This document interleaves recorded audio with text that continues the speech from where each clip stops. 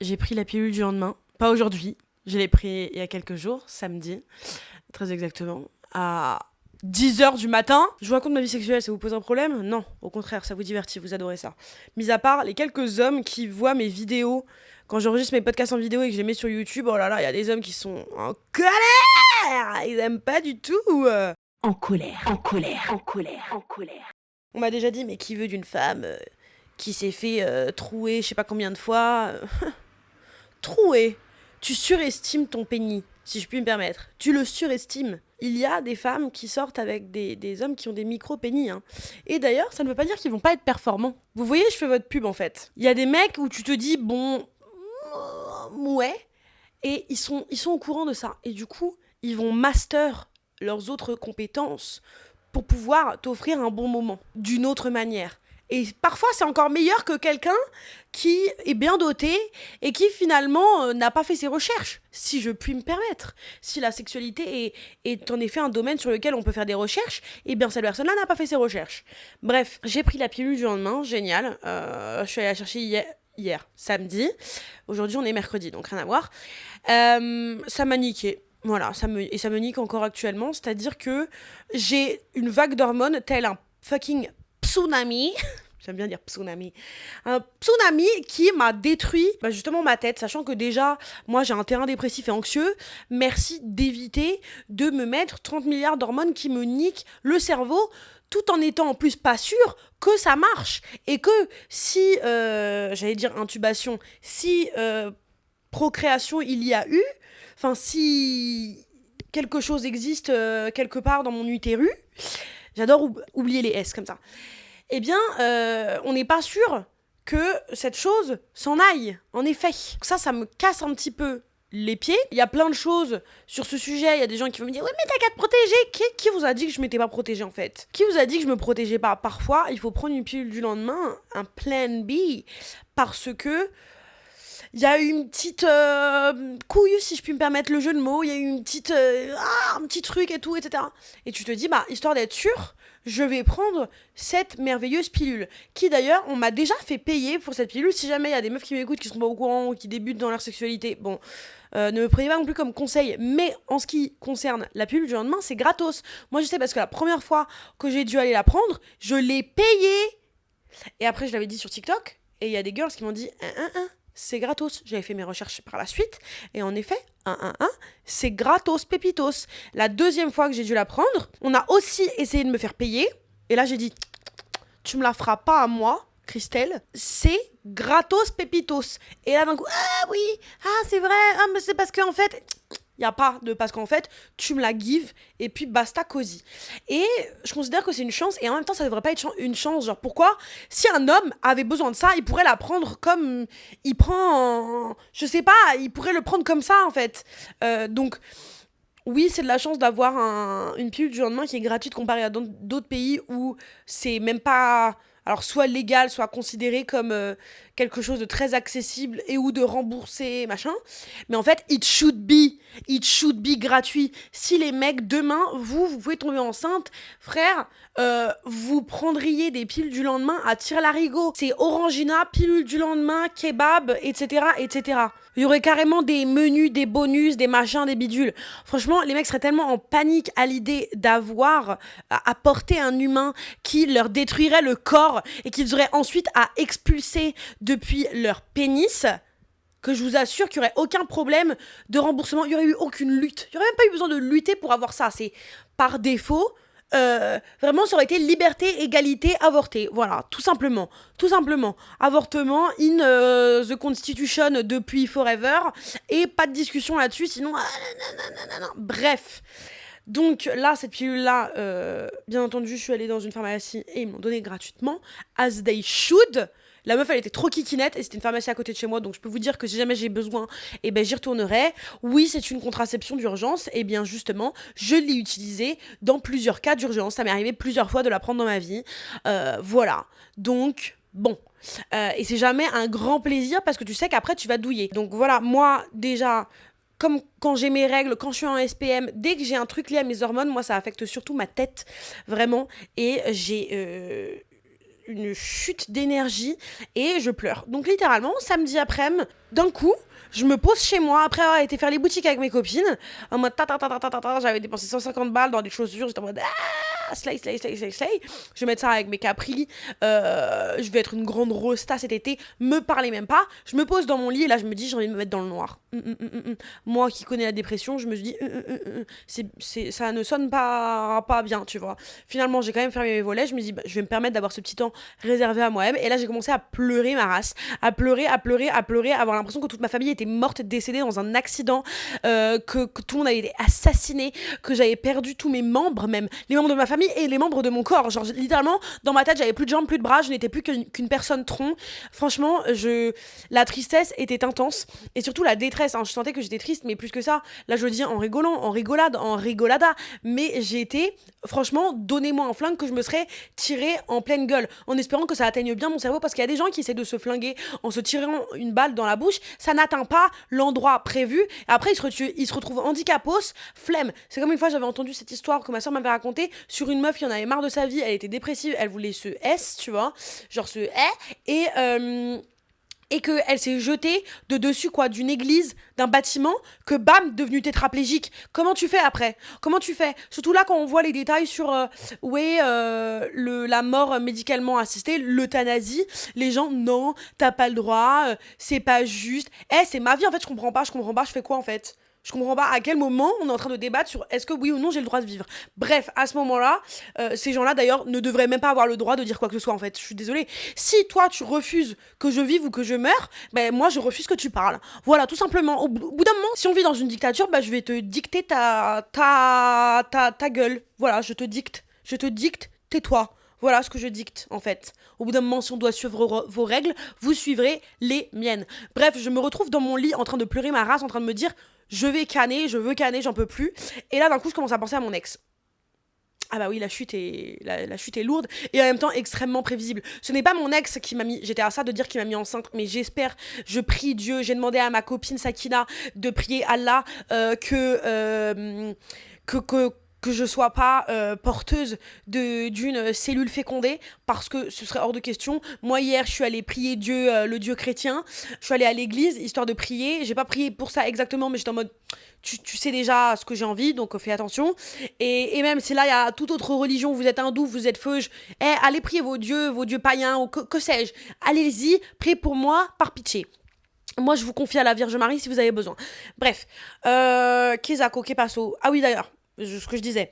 J'ai commencé à penser à mon ex alors qu'il m'a quitté il y a des mois et que ce con, voilà, il est heureux sans moi, il en a rien à faire, blablabla, as an ex does finalement. Genre, quel ex est en mode, ouais, je suis fan de toi. Enfin, ils le sont et après des mois et des années en mode, ah putain, j'ai raté ma life, en fait, j'ai envie de te voir parce que t'étais un très bon coup.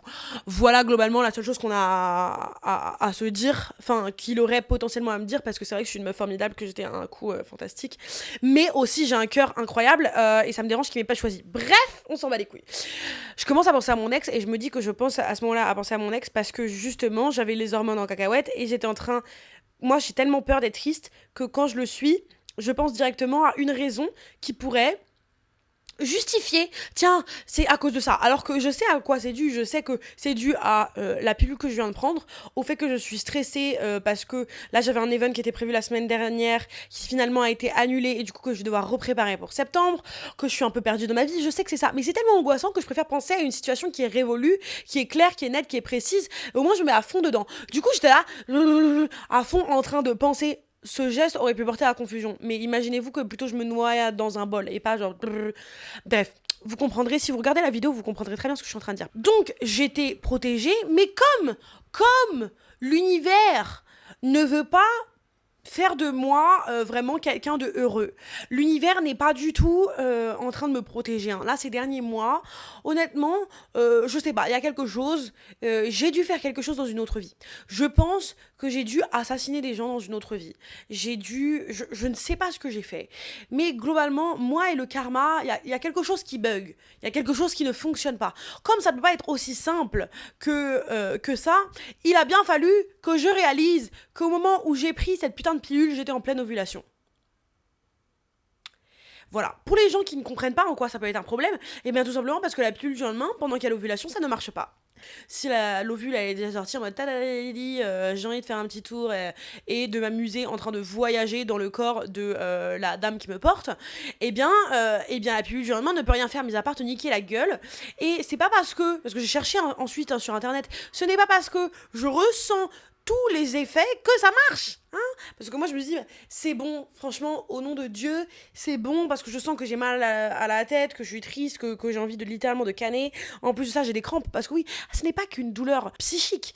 Moi souvent j'ai un impact psychologique parce que je suis un peu timbrée, mais c'était surtout physique, c'est-à-dire que tu te retrouves avec des crampes, de que après t'as les gars qui se plaignent, ah nanani nanana, je me suis coupée avec une feuille, oh là là, franchement l'accouchement c'est pas si dingue que ça, ouais, un coup dans les couilles ça fait mal, machin. Ça c'est pas un coup dans les couilles, là c'est franchement, on était en train de me poignarder le ventre pendant 3 jours. Là on est le 4e jour, enfin je sens que la douleur s'est calmé. Mais les 3 premiers jours, j'étais en train de douiller, plier en deux.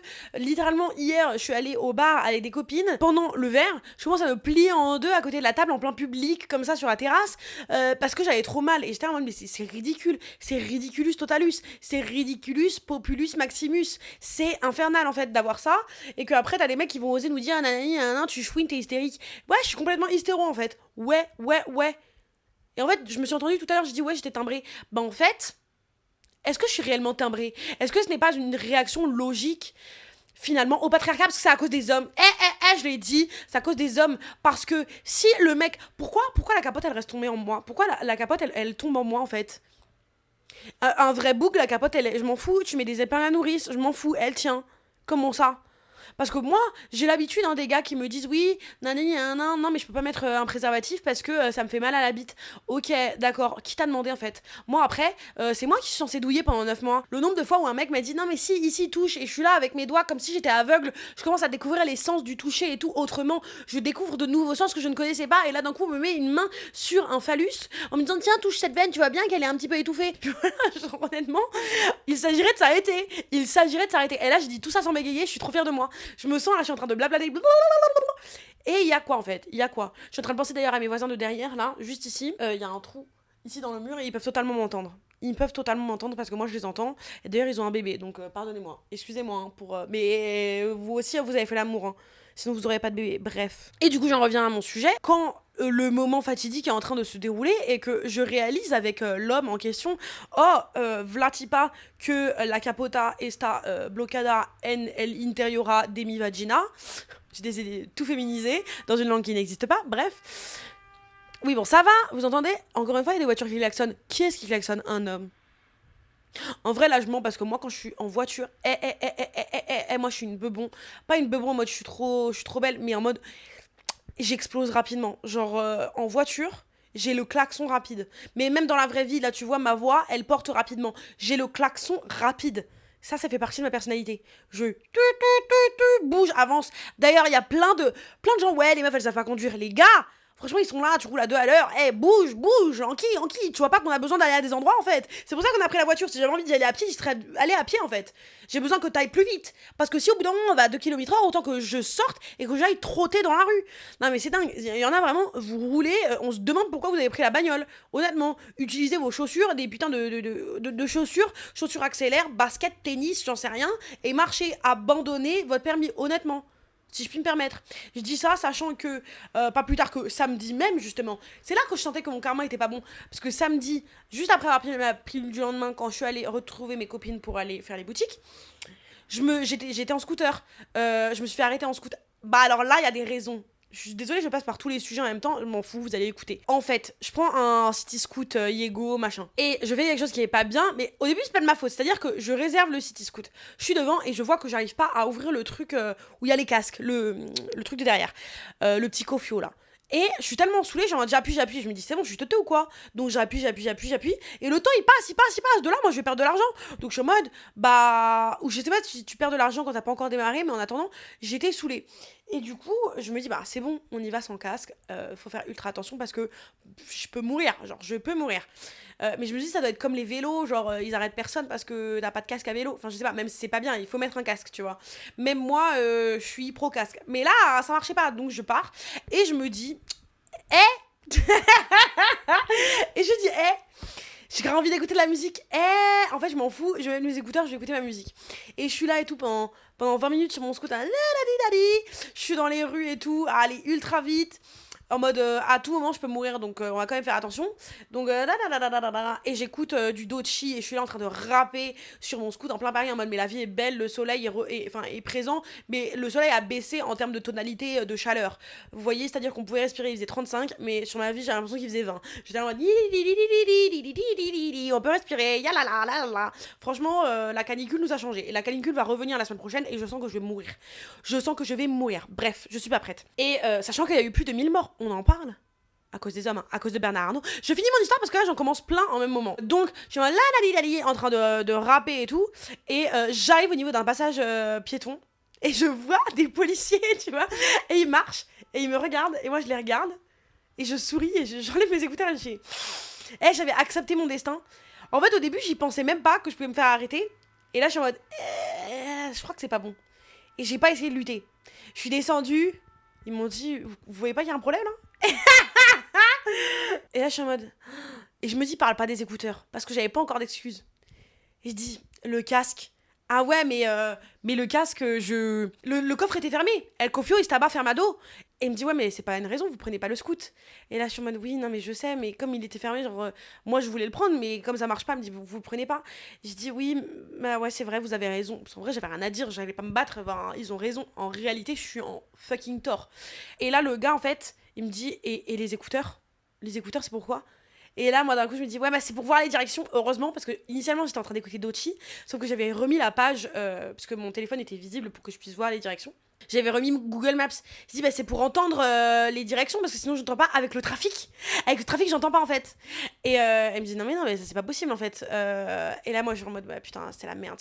Et donc là, je suis déjà en train de penser à l'amende, et je me dis, en vrai, j'ai les moyens de la payer, et c'est bon, qu'ils me mettent leur amende, je comprends, tu vois, genre, franchement, c'est ma faute, tu vois. Et là, d'un coup, le gars, il dit, non, mais attends, pas de casque, les écouteurs, illégal, et ils sont où vos gants? Frère, il fait 48 degrés, quels gants? Oui, mais pour prendre un scooter, il faut des gants, ça va. S'il fallait des gants, il les aurait mis dans le kit, dans le Cofio.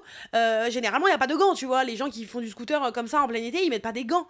Mais là, je dis, mais ils en mettent pas dans le scoot. Il me dit, bah, je m'en fiche, vous achetez. Et là, je suis en mode, oh, peut-être que c'est un peu comme un contrôleur RATP, il veut juste amplifier. Bref, je suis juste en train de me dire, putain, ils vont me rajouter des amendes sur amendes. Et là, ils me demandent, mais. Enfin, parce qu'ils étaient deux. Et ils me disent, j'ai oublié ça. Ils me disent parce qu'on est en plein milieu de la route, genre une grosse route parisienne, tu vois. Et là ils me disent, bah garez votre scooter. Et je sais pas si on peut faire marche arrière, mais je sais pas faire. Oh la poire, là franchement je fais la blonde. Je savais pas faire, donc là je dis, ouais bah, et ils étaient à côté et je dis, je suis désolée, vous pouvez vous décaler un petit peu parce que je me suis dit je peux pas faire marche arrière. Du coup je vais essayer de me mettre là et du coup il se décale et là il me dit vous savez franchement j'y pense, j'ai l'air conne, mais en même temps faut avoir la confiance d'un homme médiocre. Moi franchement j'ai appris ma leçon, c'est à dire que d'habitude je ne teste pas, je me mets pas en danger, je suis tralali là parfaite. Au bout d'un moment, avoir la confiance et l'audace d'un homme médiocre, et ce jour là je l'ai eu. Et du coup je gare un petit peu le truc comme ça en mode tidili, et là il me dit vous savez mettre la béquille. Et je sais pas la mettre, et là il me dit mais en fait franchement il était grave gentil, moi je me serais pas supportée. Il me dit mais en fait pourquoi vous prenez un scooter si vous avez pas l'utilisé? Et moi je suis en mode non, mais en fait, la dernière fois, en fait, je suis pas sûre, là, je suis stressée et tout. Et c'est juste que j'ai déjà fait une fois, genre, je sais utiliser le scooter, tu vois, je sais conduire un scooter. Juste la béquille, c'est hard parce qu'il faut porter, et j'ai pas les muscles pour porter le scooter, tu sais, il faut le basculer un petit peu en arrière pour qu'il soit bien mis sur la béquille. Et la dernière fois, et c'est ce que je dis au gars, la dernière fois, il y a un monsieur qui m'a aidé, donc je me suis dit que bah, je referais la même chose. Et en vrai, je m'étais dit exactement la même chose. Je me suis dit, j'arrive à mon point de rendez-vous pour aller retrouver mes potes, et je parle hyper vite là. Bref, j'allais à mon point de rendez-vous pour retrouver mes potes. Et j'aurais bien trouvé un gars qui m'aurait aidé, ou une girl, enfin quelqu'un qui m'aurait aidé à juste replacer la béquille vite fait. Il y a toujours des gens qui traînent, on est à Paris, enfin bref.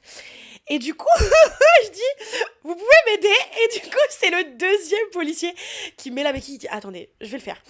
Et du coup, je pense que ça m'a sauvée parce qu'ils se sont dit, la pauvre fille, en fait, elle a l'air d'être complètement teuteux.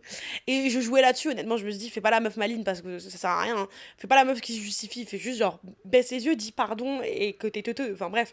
Et là, il me dit, mais en fait, vous avez le permis ou pas? Je dis oui. C'est vrai, j'ai le permis depuis 1 an, tu vois.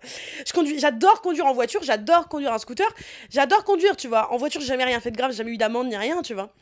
En même temps, je l'ai que depuis 1 an. Mais là, j'avoue, je sais que c'était con ce que j'ai fait. Genre, honnêtement, je sais.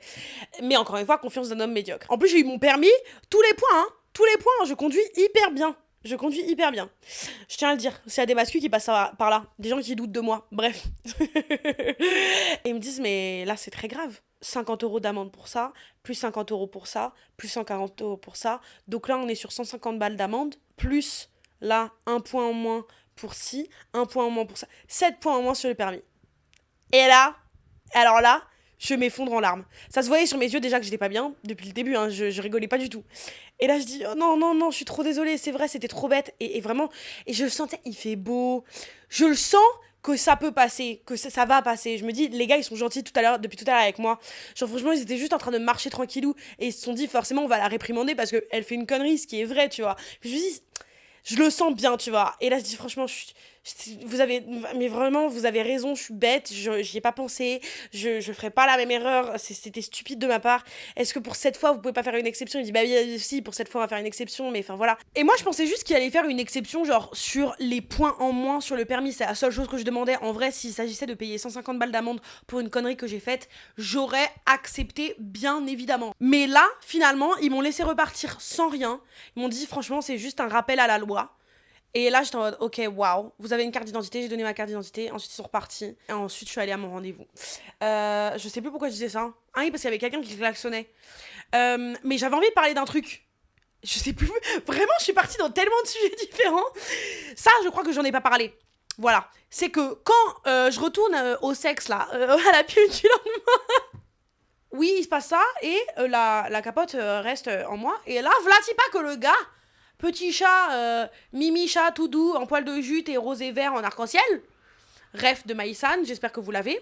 Paniqué. Comment ça, paniqué? Oh non, non, non, non, non. Que moi, initialement, j'étais en mode putain, fais chier. Mais je panique pas, tu vois. Je suis en mode bah. Ça arrive, tu vois, c'est chiant. Mais voilà. Et là.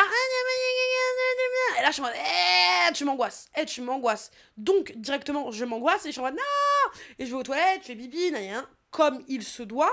Et le gars est plus stressé que moi, en mode oh non, trop grave et tout, je veux pas avoir d'enfant. Karim, moi je veux avoir un enfant avec toi-même. Un enfant tout court.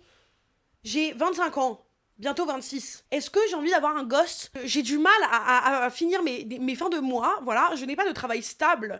Je vis en faisant des podcasts non rémunérés, littéralement, parce qu'il n'y a pas assez d'heures d'écoute. Voilà, je tiens à vous le dire, écoutez en boucle mes épisodes parce qu'il me manque 1000 heures d'écoute. Voilà, sur Spotify très, très spécifiquement. J'ai déjà presque 1000 heures et il faut 2000 heures. Donc, bon, voilà. Je vis en faisant ça, en faisant des blagues sur TikTok et des blagues sur Instagram et 2-3 placements de produits. Placement de produits, on dirait une influenceuse. Placement de produits, 2-3 collabs. Ouais, placement de produits, ça me dérange. J'ai jamais placé des... quoique. Je sais pas. Bref. J'ai pas de travail stable, j'ai pas de vie stable. Et qu'est gosse. Car toutes les meufs rêvent d'avoir un enfant. On dirait... Alors... Petit chat Mimi en toile de jute, peut-être écoute ce podcast, hein, je n'en sais rien. Je pense pas parce qu'il était de droite. Don't shame me. C'est vrai qu'après avoir daté un petit bobo gaucho comme il se doit, j'ai régressé. Mais en même temps, au bout d'un moment qu'on a le cœur brisé et qu'on est là en mode, vas-y, j'ai envie juste de m'éclater dans ma life. Mes critères ont évolué. Vous allez me dire évoluer à la baisse, et non pas forcément. Alors, évoluer à la baisse au niveau des valeurs, j'avoue que ça, franchement, c'est dramatique. Mais en même temps, c'est quelque chose de très positif parce que là, je suis en mode, je refuse d'ouvrir mon cœur à qui que ce soit. Honnêtement. Vu ce qui s'est passé la dernière fois, tous les mecs peuvent bien aller se faire foutre. Et comme moi, j'ai un cœur de guimauve qui s'ouvre bien trop rapidement, peu importe ce que ma tête veut, mon cœur s'ouvre. Donc, je suis en mode, plus la personne est à l'opposé de mes valeurs, mieux c'est, parce que je sais que je peux pas tomber amoureuse. Je ne peux pas, c'est genre scientifiquement impossible. Impossible. Et la seule manière que j'ai, moi, de m'assurer que le cul, voilà, la kiffance va justement kiffer, c'est d'être sûr de pas aimer la personne, de pas avoir d'ouverture à ce niveau-là, d'être sûr de jamais avoir de sentiments parce que la personne est tellement opposée. Le plan cul que j'avais à un moment, qui était une personne abjecte, honnêtement, cette personne mérite de vivre en canicule pendant toute sa vie. Cette personne mérite une vie des enfers. Voilà, c'était une personne abominable. Et c'est justement pour ça que je l'ai gardé en plan cul plusieurs fois. Parce que j'étais safe à ce niveau-là. J'étais en mode, frère, tu sais quoi, ne parle pas. Ne parle pas, tu viens et tu repars. Et basta cosy, on n'a plus rien à se dire. Et c'était parfait pour moi. C'est parfait parce que sinon, tous les autres mecs, moi, je tombe in love. Je ne peux pas ne pas tomber in love d'un plan cul. T'es en train de me dire que t'es en train de me regarder dans les yeux, en train de me dire que je suis belle, et tu veux que je tombe pas amoureuse. On est où? On est où? Moi, j'ai un problème de validation masculine, donc bien évidemment que ce serait vraiment dramatique pour moi. Quand je reviens sur mes critères, le fait qu'il soit de droite, je me dis, ah, tu sais quoi, c'est pas plus mal pour être sûr de rien créer avec cette personne. Et mes critères ont évolué parce que maintenant, je veux quelqu'un, il n'y a pas de nonchalance avec moi. Il n'y a pas de nonchalance avec moi. J'ai un ex nonchalant, il n'y a pas de nonchalance avec moi. C'est arrive, je suis la princesse de toute cette terre en fait. C'est, j'arrive, enfin non, tu arrives chez moi parce que moi je vais pas me déplacer. Je ne me déplace plus. Et avant, je faisais les tours de Paris pour aller voir un gars. Je ne le fais plus. Je ne le fais plus. C'est mort. C'est moi le mec? Non. C'est toi. Tu vas faire le tour. Je m'en fous. Tu passes une heure dans les transports. J'en ai rien à carrer. Tu veux me voir? Tu te débrouilles. Tu te débrouilles. Alors déjà, tu veux me voir? Tu me proposes un date. Il y a pas de moi, je te propose. Moi, je te propose rien. Moi, j'en ai rien à faire. Moi, ma vie, elle est faite. Basta cosy. Toi, tu veux me voir? Bah, propose une date. Propose un endroit. Propose, tu viens chez moi? Ok. Bah, propose quelque chose. On va faire quoi? Parce qu'il n'y a pas de tu te poses et il se passe rien. En fait, c'est quelle est l'activité? Parce que, bien que moi, je suis ouverte sur le fait que là maintenant, je ne cherche pas à créer quoi que ce soit de solide et stable avec quelqu'un, puisque la seule personne avec qui j'avais envie de créer ça m'a brisé le cœur. Et du coup, pour l'instant, j'ai besoin d'un laps de temps où je me recentre sur moi-même, tout en même temps kiffant avoir de l'intimité avec des gens. J'ai quand même envie d'avoir des moments qui ont un minimum de sens. Voilà, voilà. Et pas comme j'avais fait la dernière fois avec l'autre con que je voyais juste pour le cul, mais vraiment c'est vraiment un con. C'était le mieux, c'est que tu n'ouvres pas ta bouche et qu'on ne parle pas, parce que franchement si tu le fais, je vais tachycarder et je vais faire un arrêt cardiaque, autrement appelé un AVC, un arrêt vasculaire cardiaque, non, cérébral. Donc tu veux me voir, tu te débrouilles de A à Z. You're a man or you're not a man, parce qu'au bout d'un moment j'en ai marre de dater des princesses, j'en ai marre. Parce que déjà, on est bien de gauche, mais honnêtement, les performative guys, je ne peux plus. Donc j'étais en mode, ok, tu sais quoi, on teste quelque chose d'autre, on teste. Je suis en train de faire des recherches, moi, honnêtement. J'ai une vie, autant tester, voir, on tâtonne. Donc, il n'y a pas de nonchalance avec moi. C'est, tu débrouilles, tu organises tout, et ça a intérêt à être bien, parce que si c'est pas bien, c'est nul, et je vais tirer la gueule. Je vais même pas être gentil. J'ai écrit des papiers, là, sur mon mur, des petites notes avec les choses que je voulais faire, et ce que je voulais être. Et c'était en mode, mon énergie, elle doit être méritée. Je compte pas prouver que je suis une meuf stylée. Moi, j'ai rien à prouver. Je n'ai rien à prouver. C'est-à-dire, soit tu me mérites, soit tu te casses. Littéralement. Voilà. Soit tu me donnes envie de rester, soit tu te casses. Il n'y a pas de ah, nanani, nanana, je vais faire genre. Non, j'ai pas le temps. Je n'ai pas le temps. Si j'ai envie de trouver quelqu'un d'autre, je trouverai quelqu'un d'autre. Voilà. Au bout d'un moment, il faut se donner cette énergie de star, parce que sinon, on ne l'aura jamais. Parce que moi, j'ai tellement jamais été une star dans mes relations. J'ai tellement toujours été un yinche à quatre pattes. S'il te plaît, donne-moi de l'attention. Dès que j'ai un sentiment pour un gars, je suis une grosse merde. Je tiens à vous le dire. Hein. Franchement, je fais tieps. Je me dis, mais c'est pour ça, hein, ils me lâchent. Hein, parce qu'honnêtement, ils se disent, bah, la meuf acquise. Donc là, je me dis, allez, tu sais quoi, voilà. Tu montres, en fait, tu montres les choses. Tu m'achètes à dîner. Tu m'achètes un verre. Tu achètes des trucs. Tu achètes. J'ai jamais été comme ça, maintenant je suis en train de tester. C'est-à-dire que, par exemple, le premier date avec ce gars-là, j'ai dû payer la première bière. Non pas parce qu'il le voulait, mais parce qu'il arrive en retard. Grossière erreur. Mais je suis en mode, vas-y, tu sais quoi, je suis là, je vais être gentille. Je vais attendre. J'ai payé la première bière. Et d'habitude, je ne l'aurais jamais vécu comme un truc, putain, j'ai fait ça. Alors que là, j'étais en mode, comment t'as osé me faire payer la première bière? Genre, j'espère que tu vas en souffrir. Que ça va affecter ton ego, parce que franchement, moi, je te vois, genre, ew. Franchement, j'essaie de prendre cette énergie parce que pourquoi pas? Parce que finalement, j'ai l'impression que c'est que les meufs qui sont comme ça, qui ont une attention qui est méritée en fait. Au bout d'un moment, il y en a marre d'être gentil tout le temps. Bonne poire, j'en ai marre qui est marqué poire. Je suis pas une salade de fruits. Merde. Donc, qu'est-ce que je voulais dire? Et il est là en mode oui, panique, machin, je veux pas avoir un gosse. Et je suis déjà en train de penser à la pension alimentaire. C'est ça qu'il me dit. Ah, il m'a dit aussi, j'espère que tu parleras pas de moi dans ton podcast. Si tu écoutes ça, écoute, je suis désolée de te le dire, parce que moi, je crois que je lui ai dit, mais non, t'inquiète. Enfin, je sais plus ce que je lui ai dit. Je parle de tout le monde dans mon podcast. Je parle de tout le monde. Littéralement. Personne n'est en sécurité. Personne. Et il me dit, j'ai peur pour la pension alimentaire. Mais quelle pension alimentaire ? Qu'est-ce qui t'a fait croire dans ton esprit ? Parce que là, on est déjà allé beaucoup trop loin. Qu'est-ce qui t'a fait croire dans ton esprit déjà que 1, j'étais enceinte. De 2, que j'avais envie d'être enceinte et de porter un bébé. De 3, que j'allais mener à terme une grossesse de 9 mois. De 4, que j'allais accoucher d'un gosse et le reconnaître. Et aussi ne pas mourir pendant l'accouchement. De 5, que j'allais vouloir élever ce gosse seul. Et du coup, te demander une pension alimentaire. On est quand même parti loin. On est quand même parti loin. C'est-à-dire déjà, il y a quand même une histoire d'ego. De oh là là, la pension. Et surtout que je me suis dit, franchement, là, les mecs ouin, c'est pas possible. C'est pas possible. Ah, j'ai peur de si. Au moins, lui, il avait peur parce que ça m'est arrivé des mecs qui étaient en mode bon, on s'en bat les couilles, tu prendras la pilule, ils étaient même pas stressés. Donc, limite, je pense que je préfère ça. Je préfère peut-être un peu ça. Mais il y avait un truc de genre, j'ai besoin de toi. Si j'avais un enfant seul, je pense que je pourrais m'en sortir déjà. Et de 2, enfin, je dis ça parce que je n'ai pas envie, ce serait la galère, mais si on veut, on peut. On est des femmes. Les femmes, quand on veut, on peut. Il y en a plein des femmes seules qui se démerdent. C'est horrible, et je ne me souhaite pas ça. C'est pour ça que je ne compte pas avoir d'enfants. Dieu du ciel, voilà. En tout cas, de sitôt. Mais ce qui était surtout intéressant, c'est que je me dis, toi, ta panique première, c'est la pension alimentaire. Moi, ma panique première, c'est littéralement de devoir avoir un alien dans le ventre. Voilà. Déjà de devoir prendre une fucking pilule du lendemain qui va me niquer mes hormones, qui va me niquer mon corps, qui va changer tout mon cycle, qui va me faire saigner, que si jamais ça marche pas, je vais devoir apprendre déjà que je suis enceinte, qui est en soi-même c'est un trauma, décider d'avorter, parce que c'est quelque chose que je veux, mais j'imagine que l'avortement ça doit quand même être quelque chose de très difficile pour beaucoup de femmes, parce que il y a quand même notre esprit qui, même si on sait que là c'est rien, c'est à peine un fœtus, encore si tu le sais dès le premier mois, c'est rien du tout, il y a quand même une partie de toi qui dit bah ça pourrait devenir un enfant, donc c'est quand même, je pense qu'il doit y avoir de la souffrance et de la culpabilité, un traumatisme psychologique, m'organiser, avoir la charge mentale de m'organiser, parce que sinon moi c'est ma vie qui est en danger, c'est 9 mois de grossesse où je prends 20 kilos, où mon humeur est terrible, où je peux mourir littéralement.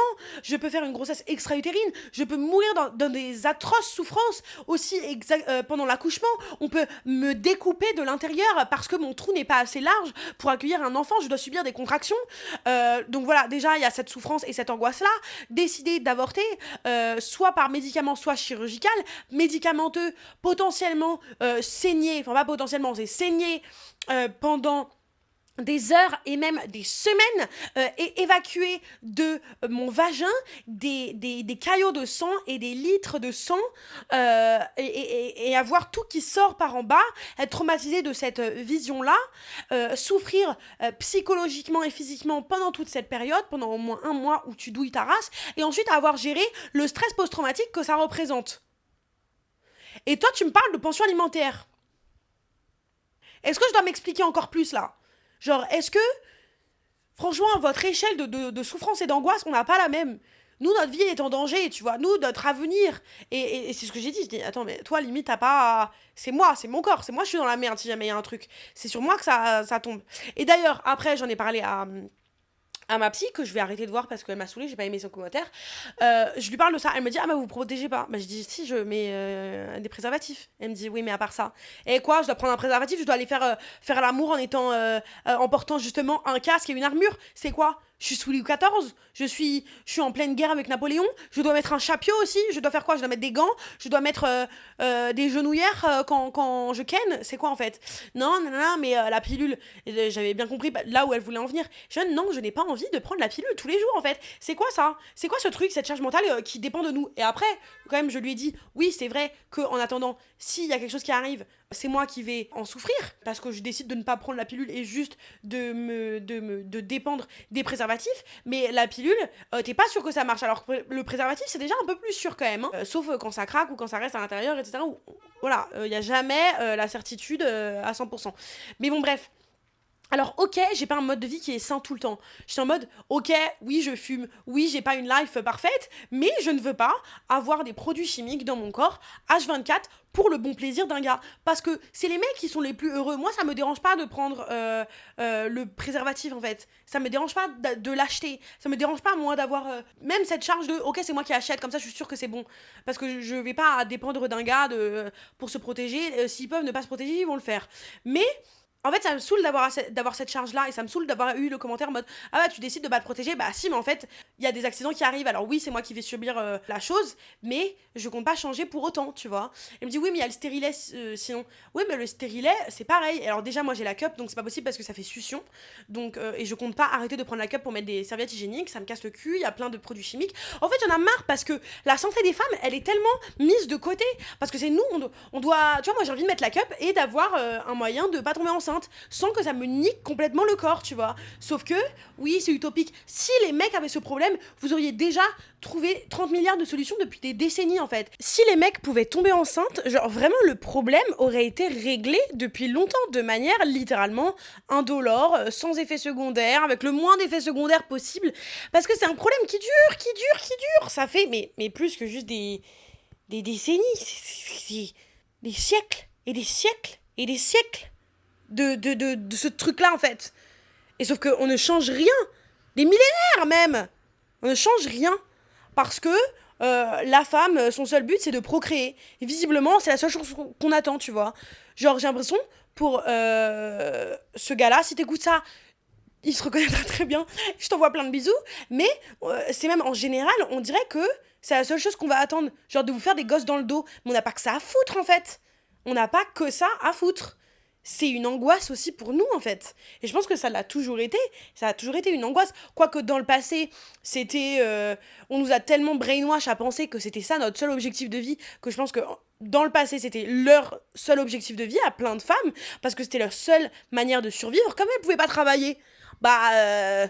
tu peux pas subvenir à tes besoins. La seule manière de subvenir à tes besoins, c'est d'être marié avec quelqu'un. Et la seule chose que le mec veut, c'est que son nom continue et qu'il ait une lignée qui prospère. Et du coup, il faut avoir des gosses. Donc la seule manière de survivre, c'est littéralement d'avoir des gosses pendant le mariage. Donc de te trouver un mec et de te marier. No shit, on a des problèmes avec la validation masculine et on est complètement brainfuck, en fait. Parce que, je suis désolée, mais c'est des modes de pensée qui sont venus encore jusqu'à nous. Ils sont tellement intériorisés depuis des centaines d'années que forcément, c'est des choses qui restent. Il y a encore des familles qui sont hyper tradies, etc. Et conservatrices qui ont gardé ce mode de pensée qui en soi n'était pas il y a si longtemps. Je vous rappelle que le droit des femmes, c'était pas il y a si longtemps. Donc tout le mode de pensée qui était lié à notre liberté, machin, c'est récent quand même. Et toute la pensée qui est très patriarcale, elle aussi, elle est extrêmement récente. Et quand j'en reviens au truc du stérilet, en plus, moi, et même de la pilule, pour le stérilet, j'ai entendu plein de meufs me raconter que le stérilet s'était déplacé, que ça avait causé des énormes douleurs, que ils avaient fait des hémorragies. Il y en a plein qui ont eu mais littéralement des problèmes, mais genre graves à cause du stérilet. Il est hors de question que je mette ma vie en danger, ma santé en danger pour ça, genre. Surtout que c'est tous les jours. Parce que là, il y a eu un problème. Ok, d'accord. Je prends la pilule du lendemain, si jamais il y a un problème, bon bah je le gérerai et là j'en subirai les conséquences. Et en plus c'est que à moi de subir les conséquences, hein, pas au mec, bien entendu. Mais prendre le stérilet et avoir tous ces trucs-là, c'est tous les jours. Parce que tous les jours t'es affecté par les hormones. C'est pas que la fois où tu vas ken que tu vas avoir un impact, c'est tous les putains de jours pendant des années que... Par exemple, ça va affecter ta libido, que ça va affecter tes émotions, ça va affecter, je sais pas, la manière dont tu ressens les choses. Il y en a plein de meufs qui m'ont dit, quand elles ont arrêté la pilule, que, en fait, elles n'étaient pas habituées à ressentir autant d'émotions. Qu'en mode, ça a atténué les émotions, qu'il y avait une perte de libido, qu'il y a plein de meufs qui ont pris genre 10, 15, 20 kilos en prenant la pilule, d'autres qui ont perdu leurs règles, qui ont arrêté de les avoir, ça les a complètement bloqués.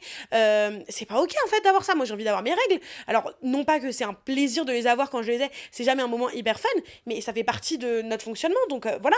Et elles ont plus leurs règles, y en a qui même une fois qu'elles arrêtent, elles arrivent toujours pas à les retrouver, y en a où ça leur cause énormément de boutons, enfin je veux dire, il y a des effets secondaires quand même de dingue, et ça c'est à vivre tous les jours. c'est à vivre tous les jours. Donc non, en fait, non, j'ai pas envie de prendre ça tous les jours et de subir ces conséquences-là tous les jours pour un problème où je suis pas en train de baiser tous les jours sans capote, en fait. Donc voilà, poète camembert, ça me saoule ce genre de commentaires, surtout venant de d'autres femmes, mais c'est aussi des commentaires que des hommes pourraient faire, mais je pense que la plupart sont pas assez renseignés sur le sujet pour avoir ce genre de discussion parce que ça les intéresse pas, parce que qu'est-ce qu'on a à foutre de la santé des femmes finalement, qu'est-ce qu'on a à foutre de notre partenaire sexuel, qu'est-ce qu'on a à foutre de notre partenaire de vie, genre, il y en a plein, honnêtement, quand on en vient à un truc animal de baiser, toutes les valeurs elles s'en vont d'un coup, mais bon bref, ça je parle globalement plein d'expériences. Anyways, ça m'a quand même saoulée, et surtout que là, du coup, j'ai les chocottes, et dans un mois, je devrais faire un test de grossesse, et sauf que j'ai peur de tellement y penser, que du coup, le test de grossesse, il va être positif, parce que, je sais pas, je vais manifester un truc, mais de toute façon, au pire, je me rassure, dans tous les cas, il y aura pas de gosse, en fait, dans tous les cas, il y aura pas de gosse, et si le test de grossesse ressort positif, sur ma vie, je fais des mois d'abstinence, hein, parce que ce sera ma goutte d'eau. Honnêtement, ce sera ma goutte d'eau. Heureusement que, tu vois, franchement, j'aurais trop la flemme de devoir faire un avortement genre des semaines et des semaines et des semaines plus tard, des mois plus tard. L'angoisse que ça doit être, parce que tu peux le faire jusqu'à 3 mois, et je sais pas si tu peux le faire après 3 mois, il me semble, pour certaines raisons, etc. L'angoisse. Et je suis en train de penser aux meufs qui vivent dans des pays où l'avortement est pas légal ou pas accessible.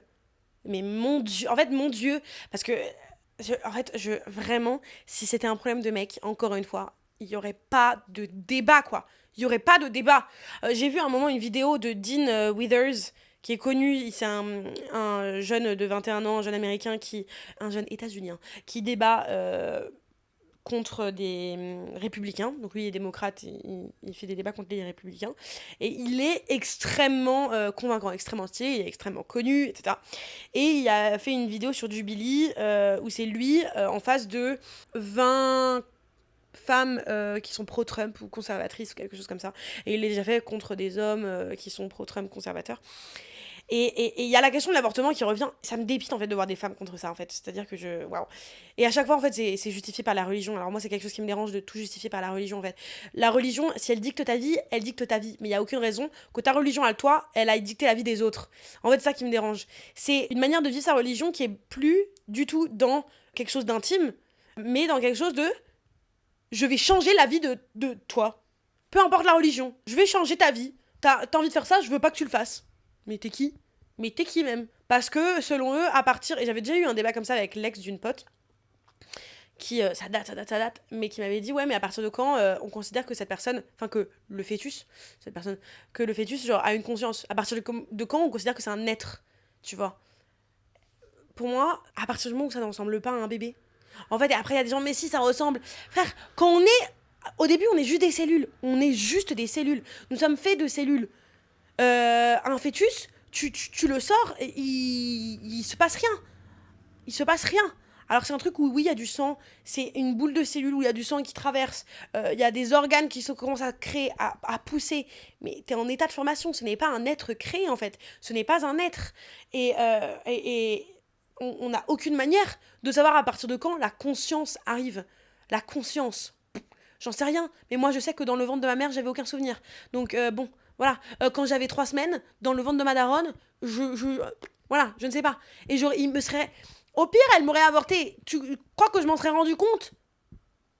T'es un fœtus, tu manques rien, puisque t'as jamais rien eu d'autre que ça. Enfin, c'est quand même... On en parle ou pas ? Enfin, là, c'est moi qui parle de mon avis, mais... J'espère que si vous écoutez ça, vous êtes quand même pro-avortement. Hein. Moi, je suis pas pro-choix, je suis pro-avortement. Avorte, girl. Genre, franchement, au bout d'un moment, il n'y a pas de... Bien entendu que je suis pro-choix, là j'essaie de le provoquer, mais ce que je veux dire c'est que l'avortement, il n'y a pas à le diaboliser comme ça. Au bout d'un moment, non. Et encore une fois, ouais, je veux dire, quand on est dans le ventre de nos darons, au début, on a une queue et des doigts palmés, genre, enfin, qu'est-ce que vous voulez que je dise ? C'est limite si on n'a pas des branchies, genre, on est des poissons. On est là, t'as des doigts, t'as des sortes de palmes. Qu'est-ce que tu me racontes ? Tu sors ça ressemble à rien. Et puis encore, ça dépend. Au début, t'es juste une fraise. T'es juste comme ça. T'es un petit pois, ensuite t'es une fraise, ensuite t'es une pastèque. Voilà, à partir de 6 mois, Je pense que oui, en effet, tu as un enfant. Mais vous savez, il y a des femmes qui font des fausses couches à 8 mois et je considère pas que y a un meurtre s'est déroulé ou qu'il y a eu un assassinat. Alors c'est un deuil parce qu'en effet, là, on est arrivé à un point où tu sais que c'est un enfant qui est développé, qui est petit encore, mais qui est développé. Donc forcément. Mais on considère pas, mon Dieu, quel assassinat naturel. Non. Bah écoutez, c'est comme ça. C'est dramatique. Bien entendu, mais ce que je veux dire, c'est qu'on va pas aller pointer du doigt la femme parce que elle a fait une fausse couche, parce que je sais pas quoi en fait, au bout d'un moment. Voilà. Et le choix des femmes est quand même, enfin c'est quand même quelque chose de très important. En fait, le vrai point, c'est qu'on n'aime pas choisir et ça me, enfin on n'aime pas laisser aux femmes le choix et ça me débecte de voir que c'est des femmes qui dans cette vidéo-là pensaient ça, tu vois, et qui étaient en mode ouais non mais c'est un meurtre. Et Dean lui disait non, parce que, ou un assassinat, je sais plus comment on fait la différence, il y a une différence entre les deux mots. Il y en a un où c'est terminer une vie de manière injustifiée. Et Dean, lui, disait, bah, c'est totalement justifié. Du coup, c'est pas un meurtre ou un assassinat. Parce que c'est pour des raisons qui sont justifiées. C'est-à-dire, on sait pas si c'est une vie. Ça dépend comment on définit la vie. Je veux dire, une plante est en vie, une fleur est en vie. Quand j'arrache une fleur du sol quand j'étais petite pour aller la montrer à ma mère, j'avais pas l'impression d'assassiner qui que ce soit, tu vois. La vie est partout et en même temps nulle part. Donc là, on en vient dans un truc... franchement, voilà. Mais à partir du moment où quelqu'un a besoin de le faire, a ses raisons, voilà. Et les meufs, elles sont en mode, ouais, mais si quelqu'un a besoin d'assassiner quelqu'un d'autre... en fait, j'arrive même pas à débattre à ce niveau-là, parce que pour moi, c'est de la mauvaise foi. C'est de la mauvaise foi. Genre pareil, en mode, oui, si le mec lui a dit à une des filles, si c'est une jeune fille qui se fait violer, elle est obligée de garder l'enfant. Bah oui. Parce qu'un enfant, tout le monde a le droit à la vie. Mais vous êtes marrant, tout le monde a le droit à la vie. Par contre, quand il s'agit, une fois que ces bébés sont nés, quand il s'agit de ne pas leur donner d'éducation, de ne pas les laisser en sécurité, parce qu'aux États-Unis, il y a le droit, le port d'armes qui est légal, il y a des assassinats constants dans les écoles, des massacres en masse, dans les lycées, dans les collèges, dans les supermarchés, dans la rue, des attaques. Quand tu laisses ça, quand tu protèges pas tes enfants, quand tu diabolises les mêmes enfants qui vont naître et qui un jour vont se faire violer, tu vas leur donner aucun droit. Donc en fait, vivre pourquoi ? Vivre pourquoi ? C'est pour vivre dans des conditions genre dramatiques. C'est pour vivre, être à la DAS, se faire passer de famille en famille en se faisant agresser, violer, en vivant des traumatismes atroces. C'est pour vivre, pour finalement finir sous X. Alors que tu sais depuis le début que tu veux pas l'enfant en fait. Ça sert à quoi de mener une grossesse à terme si tu sais que tu ne veux pas, tu ne vas pas l'aimer, que c'est un être qui ne va pas être soutenu, qui va avoir une vie dramatique, qui va potentiellement terminer sa propre vie à 18 ans à cause du harcèlement, à cause de problèmes, à cause d'agressions.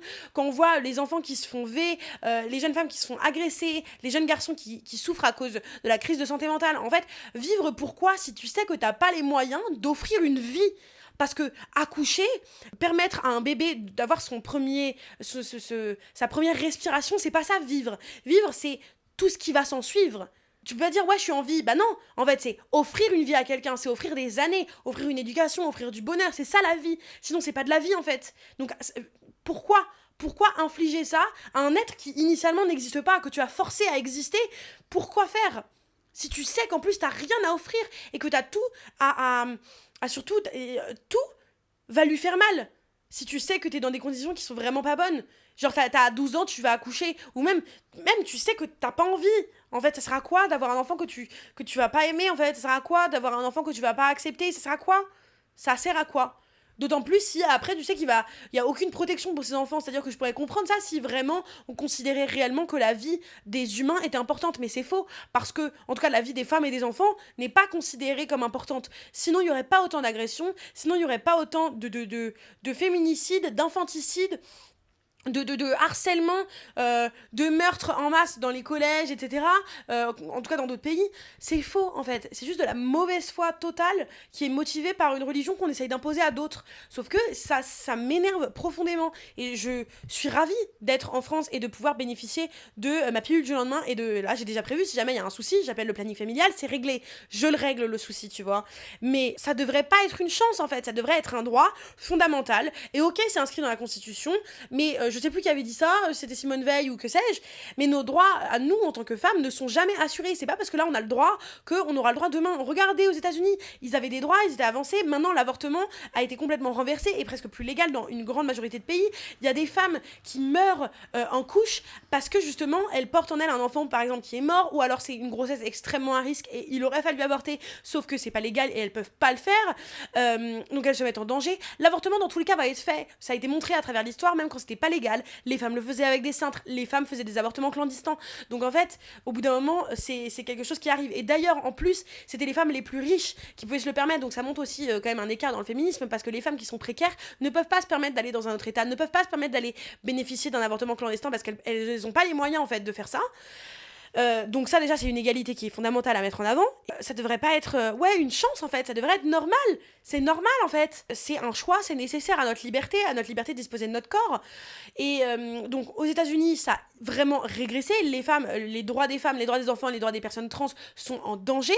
Quand on regarde en Afghanistan, les femmes dans les années 70 avaient plein de droits, elles étaient libres. Maintenant il n'y a plus rien, vraiment. Là c'est deux religions opposées, deux pays opposés, mais c'est la même chose. En fait, et à chaque fois, c'est à cause d'hommes qui veulent imposer leur mode de pensée. Et ça, c'est infernal. C'est-à-dire que c'est pas parce que là, tout de suite, on a des droits, qu'en 2027, il y aura pas l'extrême droite qui va décider, au bout de quelques années, en fait, d'enlever, de refaire voter quelques règles, quelques lois, quelques décrets pour enlever l'avortement dans la Constitution, enlever telle loi, telle possibilité, enlever tel et tel accès aux femmes, en fait. C'est-à-dire que rien n'est acquis. Et c'est ça aussi la réalité d'une femme, c'est de savoir vivre avec le fait que rien n'est acquis, qu'il faut constamment se battre en fait. Donc moi j'en ai marre aussi parfois d'entendre oui mais le féminisme c'est bon, les hommes et les femmes sont égaux. Genre non en fait, non, les hommes et les femmes sont pas égaux. Ça c'est quelque chose qui me dérange, genre non, on n'est pas égaux. L'écart salarial, dans plein de situations, il est encore de 14%.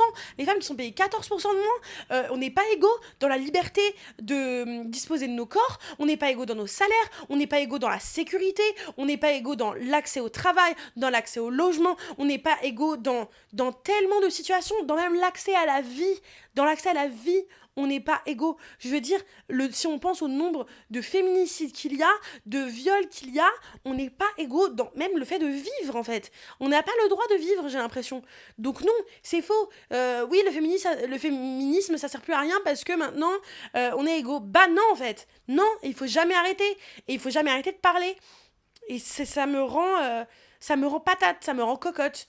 Vous voyez, au début, j'étais drôle et tout, mais là, c'est mon moi énervé et calme à l'intérieur. Alors je dis pas que je suis calme dans mon ton de voix, mais là j'ai plus envie de me marrer. C'est en mode, c'est pas normal en fait, c'est pas normal qu'on puisse pas nous laisser tranquille en fait. Laissez-nous vivre. C'est ça qui est fou. Ça qui est fou en fait, vraiment. Et c'est comme, j'ai vu encore ces vidéos qu'un pote m'a envoyé de demain il n'y a pas d'hommes dans la rue, les filles comment vous habillez? Et la meuf elle dit, même toute nue c'est trop habillé. Et c'est vrai, parce que vous nous laissez vivre que en tant que femme, on n'aurait pas peur de quoi que ce soit en fait. On n'aurait peur de rien. Peur de quoi même? Peur de quoi? Parce qu'on se comprend entre femmes. Alors oui, il y a des femmes avec lesquelles, là, toutes les femmes qui étaient conservatrices, je suis pas d'accord avec elles. Et je suis énervée. Et pour moi, c'est des traîtresses, genre c'est de la trahison, etc. Mais je préférais toujours la plus médiocre des femmes à un homme médiocre. Quoique, ça m'est déjà arrivé de penser que c'était encore pire parce que la femme, elle est censée me comprendre. Mais bon, bref. En soi, en majorité, un monde de femmes, on sait que il y a une sécurité, une égalité qui est présente, quoi. C'est quand même infernal, c'est infernal, tout ça, ça me saoule. Et du coup, j'étais tellement saoulée que j'ai acheté le Scum Manifesto, que j'ai là, juste ici, que j'ai commencé à lire, et je pense que je vais faire un autre épisode de podcast où je le lis, parce que je savais que c'était une référence en termes de féminisme radical pour le coup, parce que c'est connu que c'est quand même un manifeste extrêmement radical, mais j'avais envie justement de le découvrir. Par contre, je fais un disclaimer, Valérie Solanas, moi j'ai quand même entendu qu'elle avait des propos qui avaient fait polémique, qui n'étaient pas ok, donc je dis pas que je soutiens ses propos, je dis juste que j'avais envie de le lire, ça. Et du coup je l'ai acheté, j'ai commencé à lire le début, et elle imagine un monde, enfin elle imagine, elle en tout cas son rêve c'est d'avoir un monde où les hommes sont éradiqués de la planète. Dans l'idée, moi ça me fait marrer, et j'adore.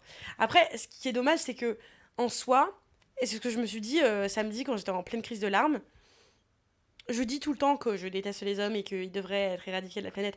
Et je pense que beaucoup de femmes le disent et ont tendance à le penser. Mais en fait, c'est une colère qui vient parce qu'on est triste.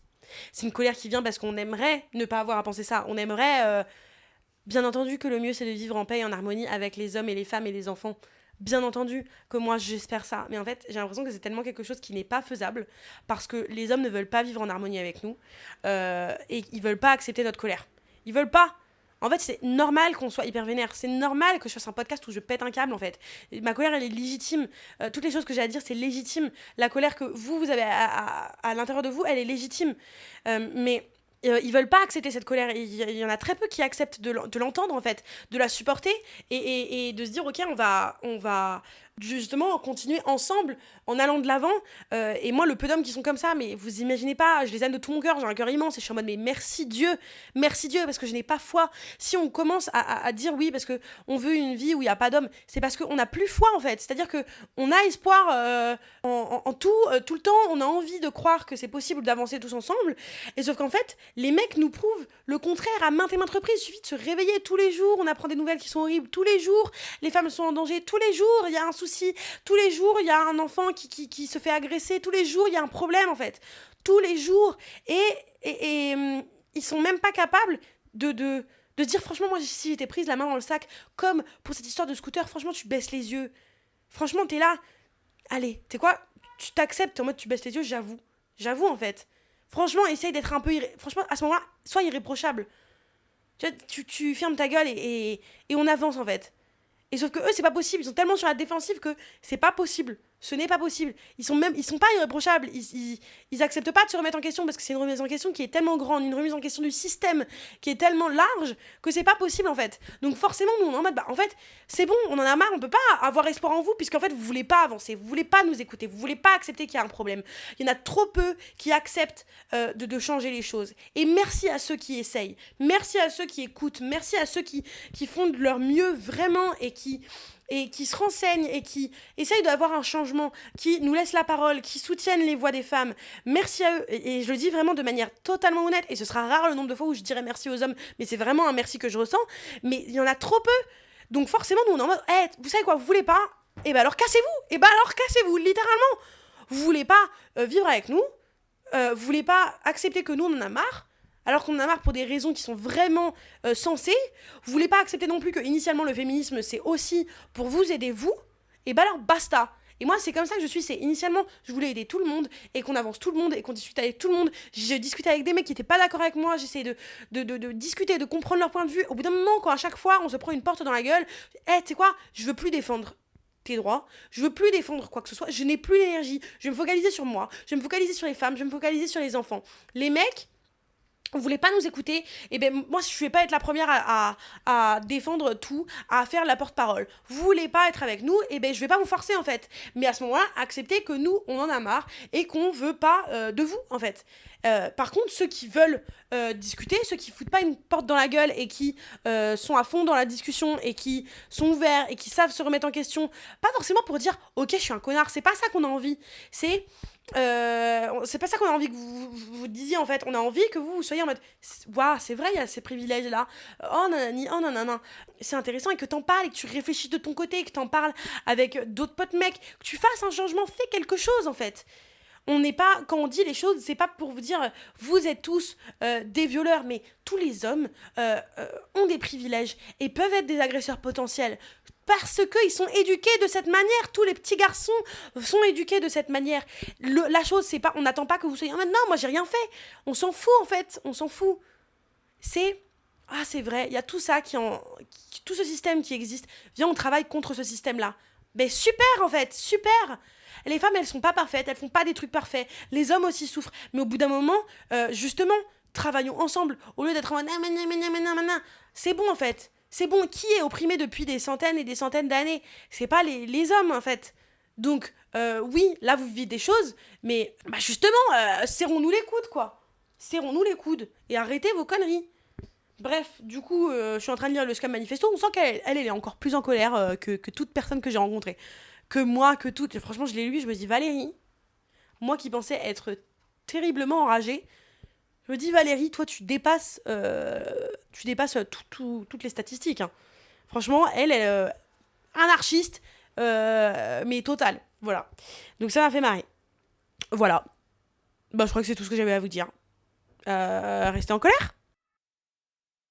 Vous venez d'écouter un épisode du podcast En colère. Si vous êtes toujours zen, c'est que vous n'avez pas écouté assez fort. Vous trichez. Bon alors maintenant, soit vous allez crier dans votre oreiller, soit vous écoutez l'épisode d'après. Allez, oust.